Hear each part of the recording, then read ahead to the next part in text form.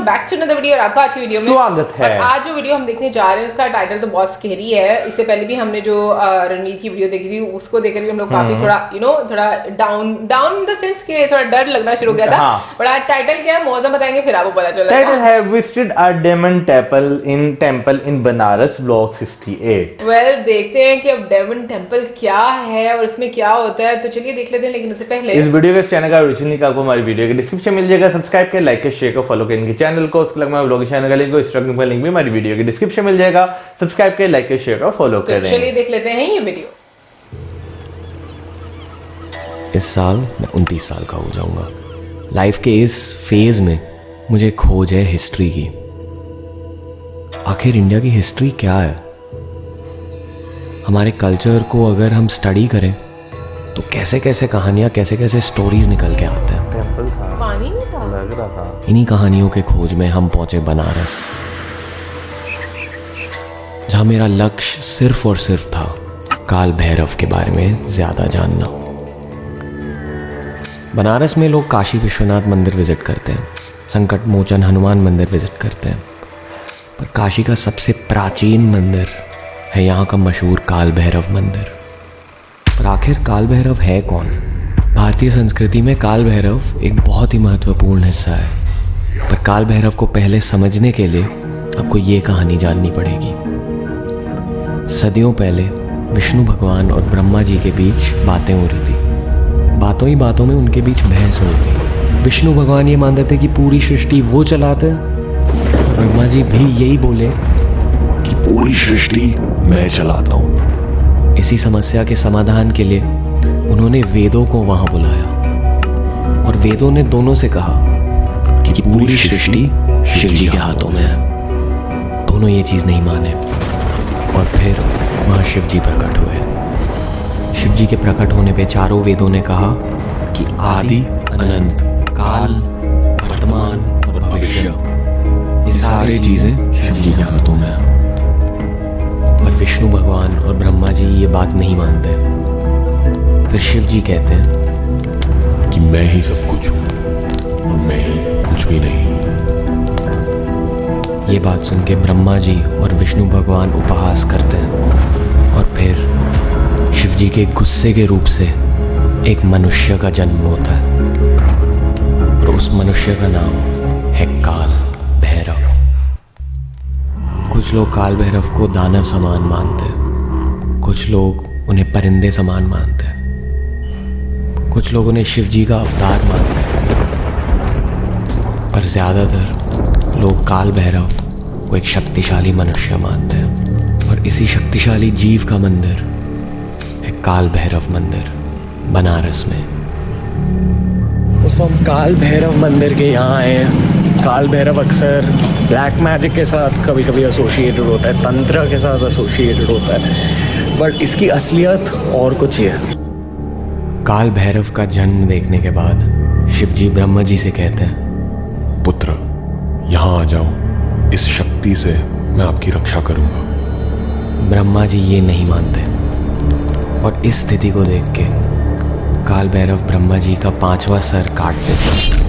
इसलिए आज हमें ब्रह्मा जी के सिर्फ 4 सर देखने को मिलते हैं। फिर शिव जी काल भैरव को देख के ये कहते हैं, हे काल भैरव, काशी चले जाओ। मैं तुम्हें काशी का कोतवाल बनाता हूँ, वहाँ के रखवाले जैसे। हमेशा के लिए काशी की रक्षा करते रहो। बनारस यानी कि काशी में जहाँ वो 5वां सिर गिरा, कहा जाता है कि काल भैरव का मंदिर वहीं बना हुआ है। और इस बनारस के ट्रिप पे उसी स्थान के यहाँ हम आ गए। वैसे तो हर मंदिर दिव्य होता है, पर इस मंदिर के यहाँ जाके जो दिव्य शक्ति हमें महसूस हुई, वो दिव्य शक्ति अलग भी थी, गहरी भी थी और मिस्टीरियस यानी कि रहस्यमय भी थी।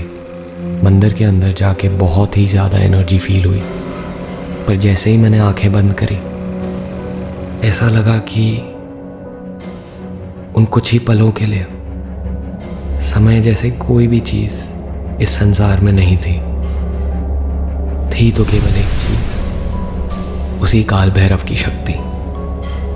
कहा जाता है कि इनकी शक्ति का गुण ये है कि वो किसी भी इंसान के बारे में सब कुछ जान लेते हैं, पापी इंसानों को बहुत दंड पहुंचाते हैं, और जिन इंसानों का दिल साफ है, जो इस दुनिया में कुछ करना चाहते हैं, जो इस दुनिया के भले के बारे में सोचते हैं, उनकी रक्षा करते हैं काल भैरव। पर जैसे ही मैंने आंखें बंद करी, ऐसा लगा कि कोई मुझे स्कैन कर रहा हो, कोई मेरे अंदर झांक के मेरे बारे में सब कुछ जान रहा हो, मेरी अब तक की कहानी, मेरा वर्तमान, मेरे आगे की कहानी। और उस क्षण में मुझे कुछ ऐसा लगा। अभी काल भैरव टेम्पल से निकले, बहुत ज़्यादा पावर फील हुआ अंदर, बहुत ज़्यादा एनर्जी फील हुई। और जब आप अंदर एक्चुअली जाते हो, जब आप विज़िट करते हो मूर्ति के पास, जो एनर्जी आपको फील होती है बहुत ही अलग एनर्जी होती है। ये कैमरे के थ्रू, इस वीडियो के थ्रू आपको कभी पता नहीं चलेगा कि कितनी ज़्यादा इंटेंस एनर्जी हमने उस मंदिर में फ़ील करी है। रजस भी यहाँ खड़े हैं। रजस, क्या फ़ील हो रहा है? बस एकदम ऐसा, मैं लाइन में नहीं खड़ा था, पहले थोड़ा बाजू में खड़ा था, आँख बंद की तो मुझे कुछ खींचने लगा अंदर की, और मैं कुछ मांगा नहीं या कुछ कहा नहीं, बस ऐसा एक रिस्पेक्ट की जैसे फीलिंग फील हुई। बहुत अच्छा था वो। कुछ लोग मानेंगे कि ये शायद डार्क एनर्जी है, मैं मानता हूँ कि ये बहुत ही ज़्यादा पावरफुल एनर्जी है जो हर कोई हैंडल नहीं कर सकता। कहा जाता है कि जो लोग मेडिटेट करते हैं उनके चैनल्स खुले हुए होते हैं, और अगर आपके चैनल्स खुले हुए हैं तो आपकी कनेक्शन उन हायर एनर्जी से आसानी से हो जाती है। ये पंडित जी हैं, अंदर इन्होंने ही इन अ वे मुझे ब्लेसिंग दी थी। पंडित जी, क्या कहना चाहोगे? हर प्राणी के लिए, हर आदमी के लिए कष्ट दूर करते हैं, ये इनका नाम है काल भैरव। जिसका मन का बात नहीं भी मिलता है तो ये पूरा करते हैं, कष्ट भी दूर करते हैं और आपको हथियार भी दे देते हैं। हाँ, उसके बाद जिसके लिए मन भी नहीं मिलता है कोई बात के लिए, ये धन संपत्ति, औरत मेहरारू सब कुछ देते हैं। मैंने भी खुद के लिए कुछ चीज़ें मांगी अंदर। आई थिंक पिछले 3-4 सालों से, जब से बिज़नेस की शुरुआत हुई है, हमने सिर्फ बिज़नेस पर फोकस किया है, यूट्यूब पर इतना फोकस नहीं किया है, फेम, शोहरत पर इतना फोकस नहीं किया। पालगर रिम्पोचे से मेरी मुलाकात हुई थी और उन्होंने मुझसे कहा कि at this stage of your life chase fame. तो मेरी भी प्रायोरिटीज़ बदल चुकी है।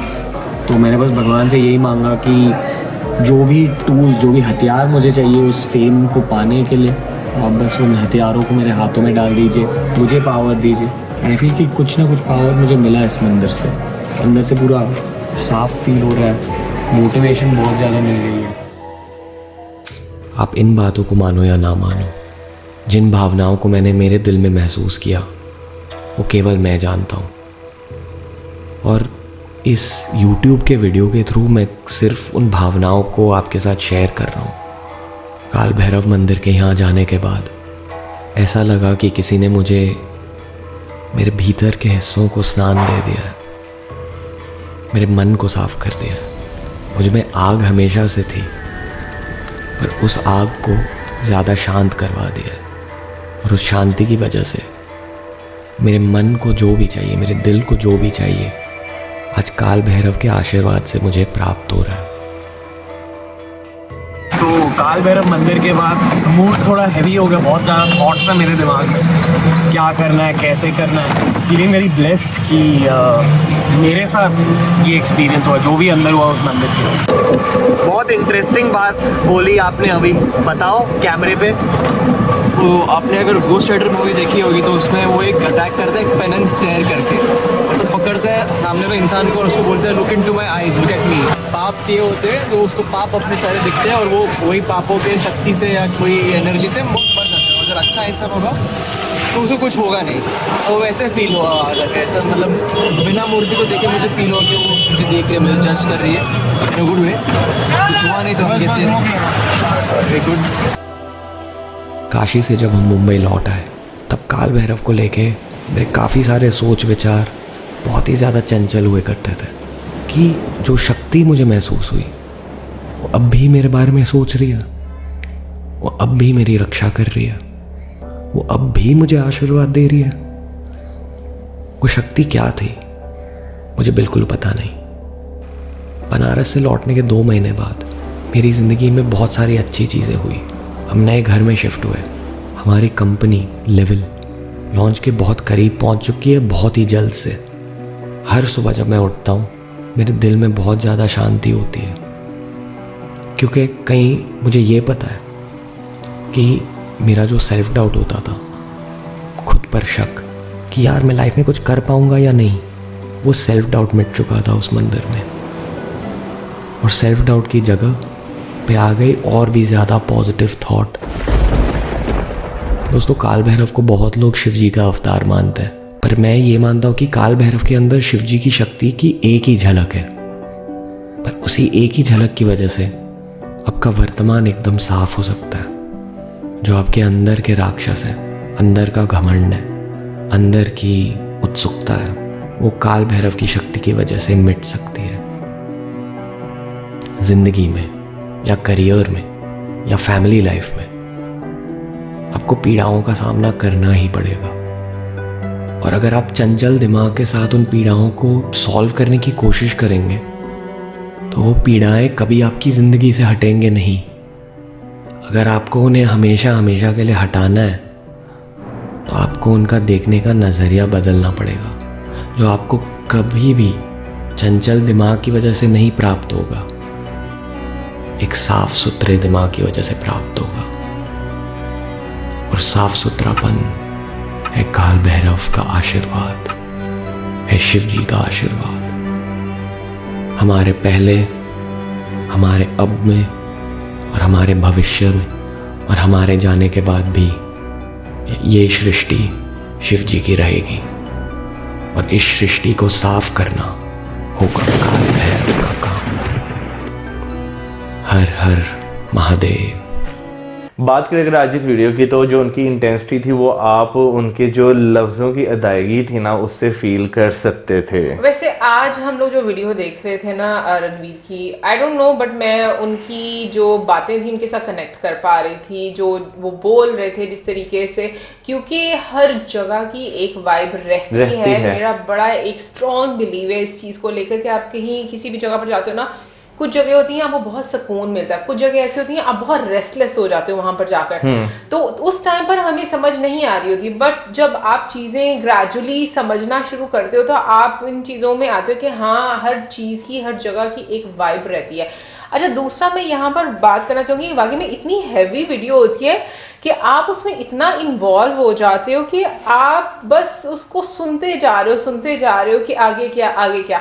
और मुझे रणवीर की वीडियोस की एक बात बहुत अच्छी लगती है, स्पेशली अगर ब्लॉग्स की मैं बात करूं, कि वो कंप्लीट कॉन्टेक्स्ट में जाकर बताते हैं कि अगर आज ये मंदिर है या ये जगह है तो इसके पीछे की क्या स्टोरी रही है या क्या इसके बारे में डिफरेंट लोग बात करते हैं, वो सारी चीजें ब्लॉग में बताते हैं। अच्छा, अगर इससे पहले मैं बात करूं, जो एक ये बहस वाली बात थी ना विष्णु जी और ब्रह्मा जी वाली, ये मैंने पहले भी सुनी थी कि शिव जी का जो है वहां पर जो है वो प्रकट हुए थे वहां पर। फिर मेरा ख्याल में मैंने ये सुना था कि ना वहां पर शिवलिंग जो है वो मतलब बीच में आ जाता है। फिर मैंने शिव जी का सुना था। अच्छा, लेकिन क्या नाम लेते हैं, ये जो चीज है, जो काल भैरव का जो वहां पर जन्म हुआ और उसने जो है ब्रह्मा जी का एक सर काट दिया, ये मुझे नहीं था मालूम। इससे पहले मुझे यही मालूम था कि वो जो है 4 डायरेक्शन पे ही उनका जो है फेस है। हाँ, आपको मालूम था कि 5 उनके फेसेस थे?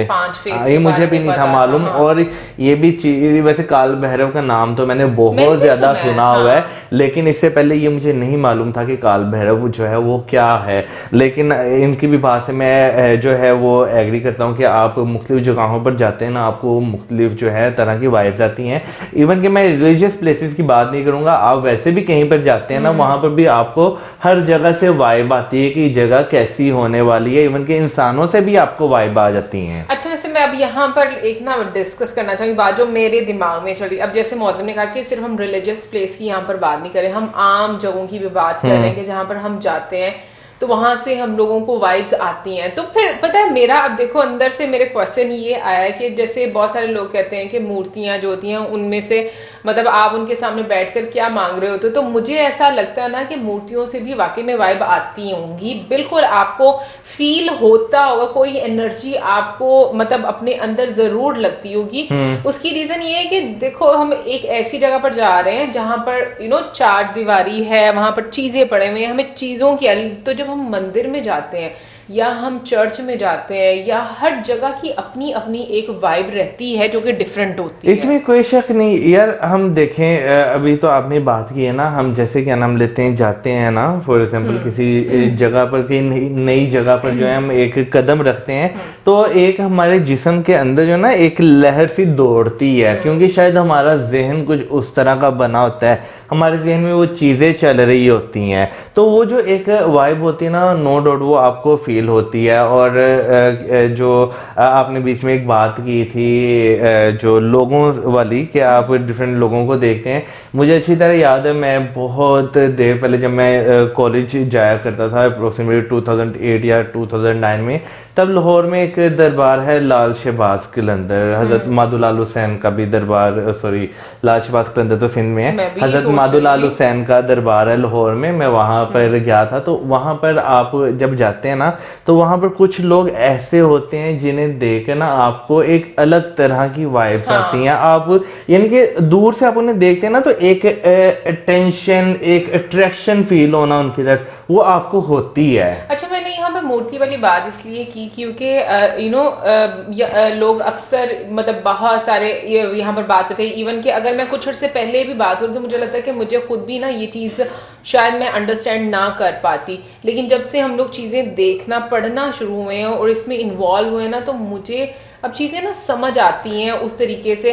अब आपके दिमाग की ना ट्रेनिंग शुरू से इस तरीके से हुई होती है, नहीं मूर्तियां आपको कुछ नहीं कर सकती, या वो आपको नो डाउट कोई उनसे मांग नहीं रहा, लेकिन जो उनकी एक एनर्जी है वो एक इंसान फील जरूर करता है। उसकी मैं एग्जांपल इस तरीके से दे सकती हूँ मौजम, कि जैसे हम लोग डिफरेंट स्टैच्यूज देखते हैं जो कि हम लोग चलो अपने घरों में लेकर आते हैं। अभी जैसे मैं बुद्धा जी को देखूं, ठीक है ना, तो मुझे उनको देखकर एक ऐसे वाली वाइब आती है जैसे कि हाँ सुकून मिल रहा है मुझे, तो ये मेरा एक कनेक्शन है जो मेरा उनके साथ बन रहा है। सिमिलरली कुछ मूर्तियां ऐसी भी होती हैं जिनसे आपको बहुत पॉजिटिव मे बी वाइब्स ना आती हो, तो मुझे लगता है कि एनर्जी जो है ना वो हर चीज में एग्जिस्ट जरूर करती है। यार मैं इसकी सबसे अच्छी एग्जांपल से यही दे सकता हूँ आपको, कि जब हम कभी जो है यानी कि एक बार ही गए हुए हैं टेक्सला म्यूजियम, हम गए हुए, वहां पर हमने जो बुद्धा जी के स्टैचू देखे, ठीक है ना, उन्हें जब आप देखते हैं उनके जो पोस्चर आप देखते हैं, तो आपको जो है एक रिलैक्सिंग, एक आपको यानी कि एक इत्मीनान देने वाली जो है वाइब्स आती हैं। लेकिन ऑन दी अदर साइड वहां पे कुछ ऐसे स्टैचूज भी हैं, यानी कि ऐसी वो वॉल चॉकिंग उसे कह लें, या वो जो मूर्तियां बनाई हुई जिसपे एक पूरी स्क्रिप्ट टाइप बनाया गया, जिसमें जो है बुद्धा जी का जो अंतिम संस्कार दिखाया गया है, अगर आप उसे देखते हैं ना, तो उसे देख के आपके दिल में एक बेचैनी, एक हलचल भी पैदा होती है। तो ये मैं आपसे बिल्कुल एग्री करता हूँ कि आप जब किसी चीज को देखते हैं ना, तो आप डिफरेंट तरह की एनर्जी उससे ट्रांसमिट करते हैं, बेशक वो लिविंग थिंग है, बेशक वो नॉन लिविंग थिंग है। फॉर इसकी एक और एग्जांपल मैं दे सकता हूँ। हम जब किसी ऐसी जगह पर जाते हैं जहां पर बहुत बड़े बड़े पत्थर पड़े हुए हैं, लेकिन वो दिलकश लग रहे हैं, अच्छे लग रहे हैं, तो आपको उनसे एक पॉजिटिव एनर्जी आएगी। बिल्कुल, अभी मेरे जहन में तो स्टूपा चल रहा था मौजम, जब हम स्टूपा गए थे, वहां की हवा में उस जगह में एक वाइब थी, एक अलग सी खनक थी उस हवा में। पता है, मैं रणवीर की बात से बहुत ज्यादा अग्री करूंगी कि जो वाकई में लोग मेडिटेट करते हैं, ठीक है, वो मतलब उस एनर्जी को ज्यादा अच्छे से अंडरस्टैंड कर सकते हैं और उसको एब्जॉर्ब में भी कर सकते हैं। तो मैं जरूर इस चीज से मतलब उनकी जो बातें हैं उनको समझ पा रही थी कि हाँ जो वो कह रहे हैं, जिस तरीके से वो फील कर रहे हैं, और जो लास्ट में उन्होंने वर्ड्स बोले, मैं उससे भी बिल्कुल अग्री करूंगी कि हर चीज को करने का एक तरीका होता है। आप मतलब जो आपकी लाइफ में चीजें आती हैं, आपको उनको फेस करना ही करना है, और हमें शुरू से ना ये ट्रेनिंग नहीं दी जाती।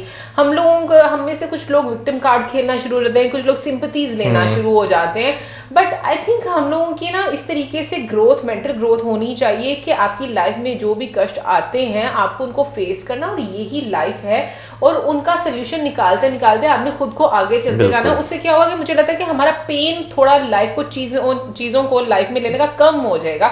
जो अभी हम बहुत ज्यादा इंटेंसिटी के साथ फील करते हैं ना, मे बी वो थोड़ा सा कम हो जाए। और इसके अलावा आप क्या सोचते हैं जरूर बताइएगा कमेंट सेक्शन में। आप में से कौन कौन इस मंदिर में गया है ये भी जरूर बताइएगा। और पता नहीं क्यों हम लोग जितनी वीडियोस देखते जा रहे हैं, मतलब जो बनारस बहुत इंटरेस्टिंग लगना शुरू हो गया है एक मिस्टीरियस, यानी कि वहाँ पे बहुत कुछ है। अच्छा वैसे मैं जिस वो गली में खड़े हुए थे बनारसी मतलब मुझे मेरा नहीं ख्याल इतनी तंग गलियां मतलब अंदरून शहर में हम लोगों ने देखी होंगी इतनी तंग गलियां, लेकिन ये कि पुराने शहर में बहुत तंग गलियां हैं, आपने नहीं देखी लेकिन मैंने देखी हुई है। लेकिन ये जरूर पता चलता है कि जो उसका स्ट्रक्चर है कि बनारस कितना प्राचीन है, तो वो चीजें आपको देखकर एक वाइब वो वाली आती है। और अच्छा एक जानने से पहले बात और पूछना चाह रही थी कि जब हम लोग वीडियो देख रहे थे तो एक शिकारा जो है वो पानी के अंदर पड़ा हुआ था, तो क्या वो वाकई में ऐसा ही क्या टेम्पल है क्या है, जरूर बताइएगा हम लोगों को कमेंट सेक्शन में। और इसी के साथ हमें जो हमारा video like, subscribe, share, good bye.